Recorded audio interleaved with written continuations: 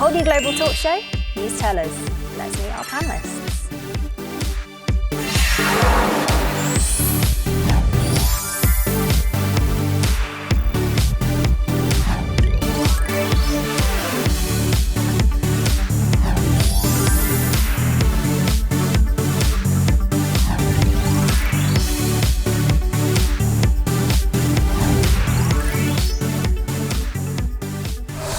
The first topic we'll be discussing today is the issue surrounding the wartime sex slaves and South Korea-Japan relations.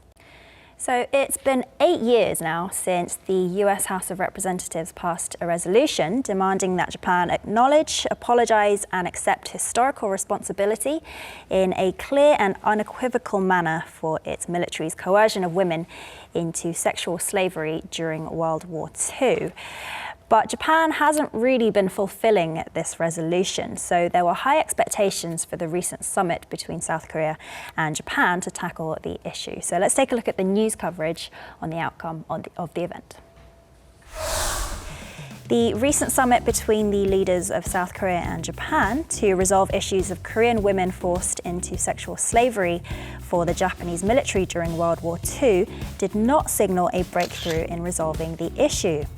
South Korean President Park Geun-hye stressed that the issue of sexual slavery must be settled quickly in a way that the Korean people can accept.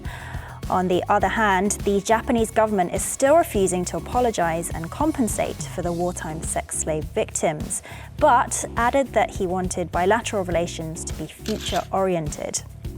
Although both nations have taken a step forward, opposing historical ideologies have left them at a standstill.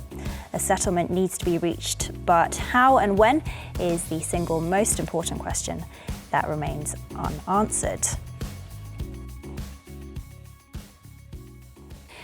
The wartime sex slave issue, it started off as a human rights issue, but it's now become something of a national dispute between South Korea and Japan. So in order to move forward and better our relations with Japan, what can we do? How can we resolve this dispute?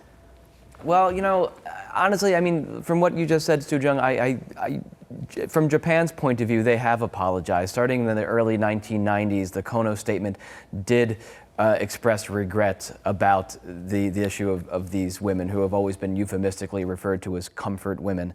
The Japanese government did set up a private fund in the mid-90s that would have given, you know, tens of thousands of dollars, somewhere in the ballpark of $25,000.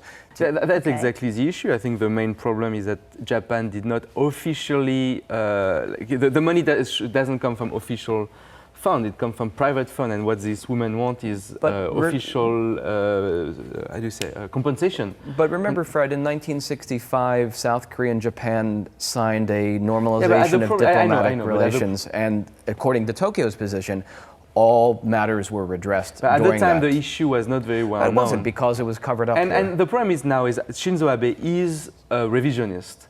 And sure. Shinzo Abe is very sympathetic to all this negationist position and historians in Japan. So I really understand why Korea is concerned by this, and I understand why Korean former sex slave and former victims are very angry at Korean Japan. Also, we have to see that the same year that Park Geun-hye came to office, Abe came to office too.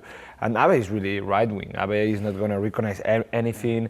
Abe is going to be always very nationalistic. He's going to deny the past. So that those really extreme points are making difficult the conversation. So to answer your initial question, what should Korea do? I think it's very difficult given the government you have in Japan now. I think Korea will never get anything from Shinzo Abe on that issue, and I think the South Korea and Japan relations should not be stuck because of this. I think Korea should look more forward, try to maybe, if they really want Japan to change its position, maybe try to be more friendlier relationship. I think that would help to convince Japan to do a gesture. I've said it before on this show, but South Korea and Japan should be the closest allies. They have so many economic and security interests, cultural links, but it's these historical issues that keep getting in the way of any progress, and it's only to the detriment of both nations that this continues. Well, I'm working on a long-term project, a book actually, about instances of trauma. And I read a very interesting book called Trauma and Recovery by Dr. Judith Herman. And one of the key points that she makes about the process that a victim has to go through in recovery is reaching a point where the victim feels that his or her perpetrator can no longer harm him or her. Right. And so I would like to see somehow perhaps these women and perhaps Korea generally come to a point where they feel like what Japan does not matter to us anymore. So maybe both sides need to make some compromises and concessions in order to move forward and improve those relations when we're such close neighbours as well. Leaving Asia then, let's look at a Western example of a country looking back at its history. Recently, Germany's court approved limited trials for old war criminals from the Second World War. The court said that those who worked for the Nazis at the Auschwitz concentration camp were fit to stand trial for 2 hours per day, and German prosecutors have since charged a 93-year-old man as an accessory to murder in at least 300,000 cases related to the Nazis. Likewise, there are numerous countries around the world who are also confronting their past and trying to make amends.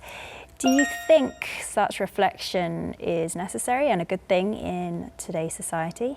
I would draw a distinction between reflection and punishment. I mean, Okay. I think reflection is very important. I think having a clear factual record, and I think in a lot of historical cases, like one big problem is that there's not a consensus on what actually happened. So I definitely think like having an authoritative, like an official body look into these cases and come out with some sort of document and say like, this is a clear historical record of what happened. I think that's crucial. But I would stop a little bit short of throwing 93-year-old men in jail. I mean, I would like to see the narrative of this changed a little bit from this insistence that like somebody's done something wrong so they now need to suffer, and move a little bit more towards like someone's done something wrong, we recognize that it was bad, it shouldn't have been done, but we can forgive. I think forgiveness has to be a bigger part of this discussion. German attitude after the war was really instrumental, and the way they reflected on their past allowed France and Germany to like have very close ties, to have very friendly relations. And this is the start of the European Union, actually. This is because of what Germany did after the war, that European countries were able to gather together around a common project and go forward. But in the case of Germany, I mean, of course, it's very good that Germany acknowledge their past and stuff. But in the case of Germany, it was easier because they can say, no, well, they were the Nazis, you know. The Nazis was a big political party. They had different flag, they have different system. Now Germany has the Germany flag, they are a democracy. So for them, they can say, okay, Germany did that. But it was like more like the Nazis did that. In the case of Japan, they are still an empire. They still have their emperor, right? So they have to acknowledge as their own system did that. Right. So for them it's a little bit Sure. different than in the case of Germany. Germany, they just see the Nazis as some part of their past and some certain people that went crazy at that time. You know, like the Hitler came to power through public through public elections. People voted for him, so it's not something coming from planet Mars. The Nazis having their own name and their own imagery and their own ideology and like being able to say like that was a faction that ruled the country then and they're all gone now and like, you know, it's illegal to have a group. You know, nowadays in Germany it's illegal to start a party and say that it's inspired by Nazis or it has any relation to Nazi ideology. There is I think Otto alludes to an interesting kind of compartmentalization that Japan doesn't have. Okay. So given these positions by South Korea and Japan, and given their bloody history in the past and several incidents that have worsened the relations between the two countries, do you think it is possible for South Korea and Japan to move forward? I think it's necessary. These two countries are the most natural allies you can imagine. They're two democracies. They have a lot of common interest. There are a lot of common cultural links and historical links. I think it's possible. It just is going to take a lot of reflection in both countries to come to grips with their own histories. And stop letting interest groups, right-wing or other nationalistic groups in both countries. And another thing that South Korea needs to consider is that, you know, the issue with these women, they had poor lives. They had difficult lives because their families often, didn't accept them. Society didn't accept them. It's horrible what happened to them during that time, but their lives did not become any better once they returned. But I believe South Korea is trying to make amends for that now. I mean, yes, there are political elements involved, but there is a lot of genuine empathy. All right, well, let's wrap up with our final headline on this first topic of South Korea-Japan relations then. Anybody want to go first? I'll go first. I'll say forgive and try to move forward. Okay. Solving historic issue is very important, but looking at the future is important too. I would say Japan and Korea should move on and be friends. The past impacting the present in South Korean-Japan relations. Okay. Let's move on to our second topic then. Recently, China decided to end its one-child policy. Let's take a look at some details before we continue our discussion. China announced the end of its 35-year enforcement of the nation's one-child policy, allowing couples to have 2 children under the new policy. Statistics show that around 10% of China's working-age population is over 65, marking its 3rd straight annual decline in the labor force. China has high hopes that this new policy will create 5 million newborns annually. However, critics are saying that many couples will have financial difficulties with 2 children. Whether these measures are a practical solution to the root of the low birth rate problem is a question yet to be answered. So it seems that the issue of low birth rates can have severe consequences in today's society. What kind of social problems do you think could arise? Well, it can lead to labor shortages. Just lead to not enough people to fulfill jobs. And I think at least part of the Chinese government's decision on this front is that so much of their economic rise was driven by having really cheap labor. And they simply don't have labor that's all that cheap anymore. There aren't as many working age people, and there are more jobs available. So they might have their economy, their continued economic growth in mind with this policy. There's a slew of problems that can arise from low birth rates, in particular in China, because a lot of the births that had occurred under the one-child policy were gender selected. You had abortion, a lot of families aborting female fetuses or giving up their daughters for adoption. You have a society where the gender imbalance is very high now, and there are concerns that this would lead to human trafficking, that people will bring in women from other countries to be potential wives for Chinese men. You also have concerns that this will push more men to join the military, that you could see a higher militarization in China. A society with too many men is probably not a healthy society. Agree. I totally agree with you. I read in one story that there's projected to be an imbalance of something like 30 million. There's going to be 30 million marriageable There is a men. Chinese professor who suggested a solution of polygamy, maybe I 2 read that. guys marry one woman, and there was such an outcry, people said, Wife no, how sharing. could you even suggest such an So who's the father? Sure, every woman the gets 2 children come. husbands. Yeah. I found the idea interesting. Why not? Why not try to explore? Anyway. Well, whatever. I think another problem is that the burden of paying pensions to the elderly, because people live longer these days. So if they retire at 65-year-old, they take a big money from the state, from all the taxpayers, and of course they deserve it. But especially in Europe, that's a problem. It depends on the country, because for example, in Asia, normally the countries they don't pay a lot to the elderly, regretfully. But in Europe, we pay a decent salary to every pensionist, to every retired person. So in Europe, it's getting a big problem because they take a really big part of the state budget every year, and of course they deserve it, but we have to think about it. And I see 2 other problems. One is military for countries, especially like South Korea, when you have obviously a threat from a neighbor, North Korea, then you can be a bit uncomfortable when you see the number of potential soldiers being reduced. And the second problem, I think it's uncomfortable to see schools with less students, to see apartments who are getting empty, to see cities who are getting empty. I think there is a general feeling of decline that most people feel uncomfortable. I mean, this is really a first world problem, generally, with the exception of China, because of this kind of strong-handed policy they've had for decades, which is now over. But right, whether it be South Korea, Japan, many Western European countries, these are the countries that are having birth rate issues. But meanwhile, the developing world, I mean, you have countries in Africa, they're going to top billions in their population within the next decade or so. You have India, you have, there's not a world shortage of people, but unfortunately, the countries where the population continues to skyrocket are often, they don't have the resources to really care for them. Indeed. So that's a problem right here in Korea as well. Korea's got one of the lowest birth rates in the world. We have a high aging population. But as we mentioned, this is a global or mostly first world problem. And a lot of countries are trying to resolve these issues as well. So what efforts have your respective countries put in place to try and solve this issue of low birth rates and an aging population? Well, it's not a problem in Canada because we accept lots of immigrants. I mean, like that's Okay.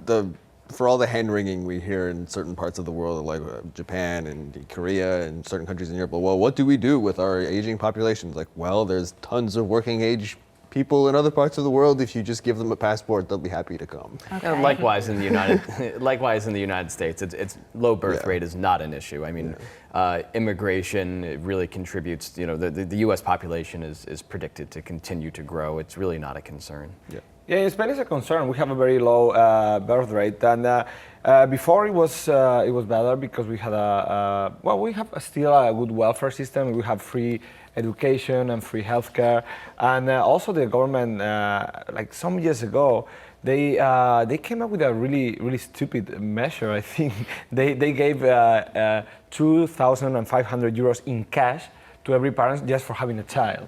Right. But they had to remove that measure finally in 2009 when the crisis really hit us hard. So it proved to be not really effective. But the governments are trying to come up with this kind of things to try to encourage birth rate. For France, France in Europe has one of the best birth rates among all the Western European countries. Okay. I think it's close to 2 kids per woman, so our population keeps growing. And there is, as usual, there is different reasons, but there is a good healthcare system. Education is free, like really free, until university. So having a child, and of course healthcare is free too, so having a child doesn't mean, like it's not like in Korea when having a child costs so much. In France, the system is good enough when you can have as many children as you want, and you still can, even if you have a low salary, and you can still hope, even if you don't have money, you can hope that they will go to university and they will succeed in life. And I think there is another aspect as well, it's cultural.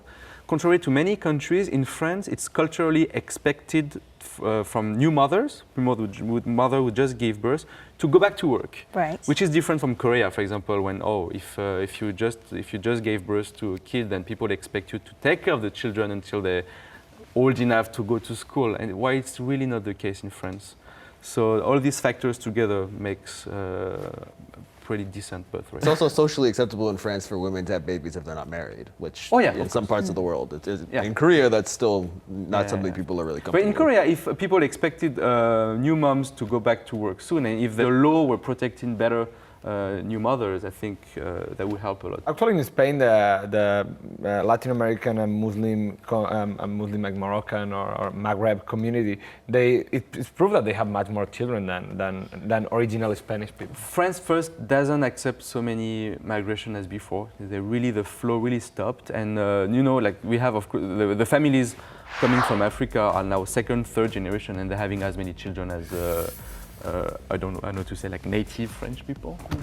Yeah, I think studies show that maybe first generation immigrant families have more children, but as their descendants grow up, their birth rates totally align with people who've been there for a long time. And this is what's happening in France now. So I think welfare, education costs, and healthcare are 3 of the biggest factors in encouraging a higher birth rate. Do you think if Korea or the Korean government were to try and improve these areas, then that would help Korea's low birth rate?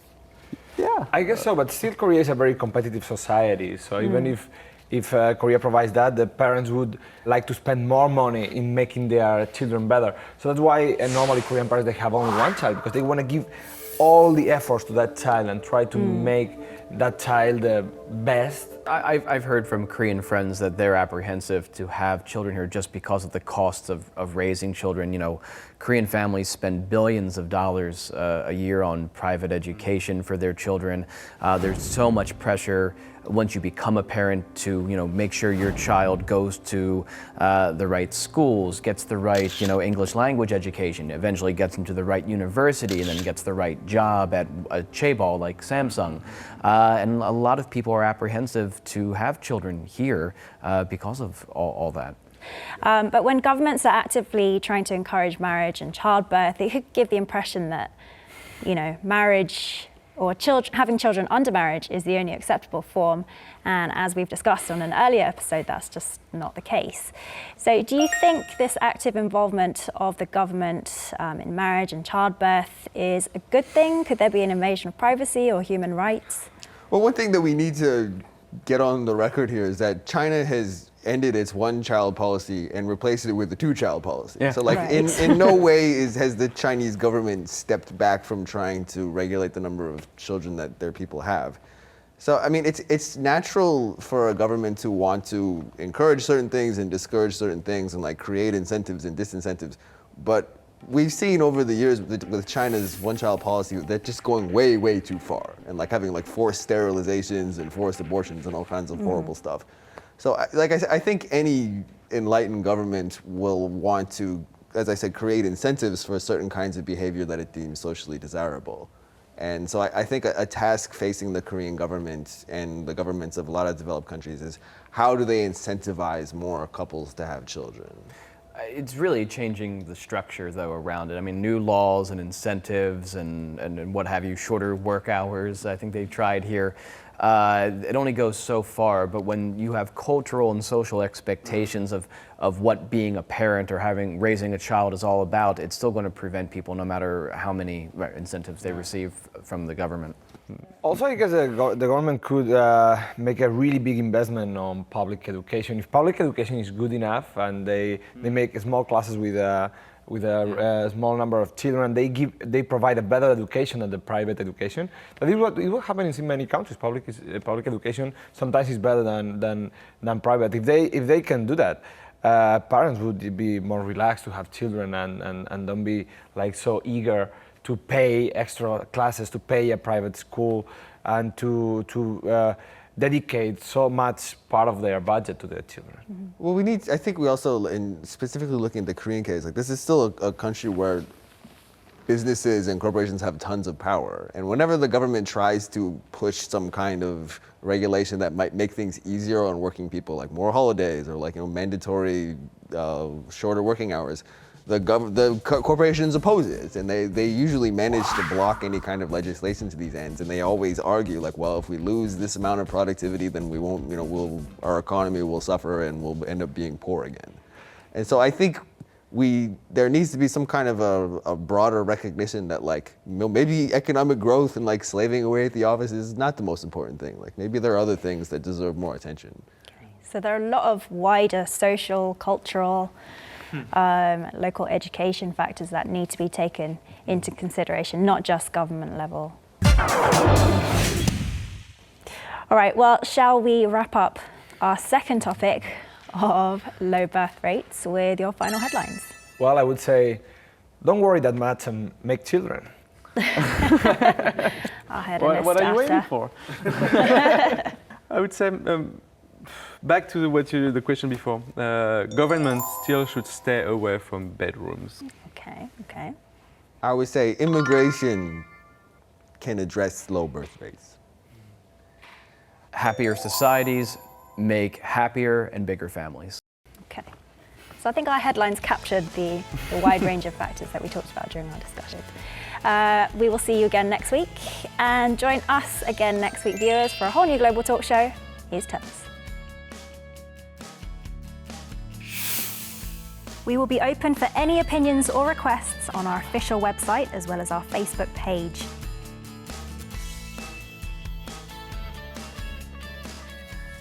I went to the beautiful island of Jeju, so I could interview some henyo who dive like 20 meters down the ocean to get seafood. It's an incredible story. The issue of the government taking over history textbooks, I did a feature on that that came out last week. I have a piece on North Korean drones coming out soon. I think Newstellers was at the forefront of this subject. The French president came to Korea. He's a bit very diplomatic. He signed some contract. Diplomatic is a nice way of saying boring. Exactly.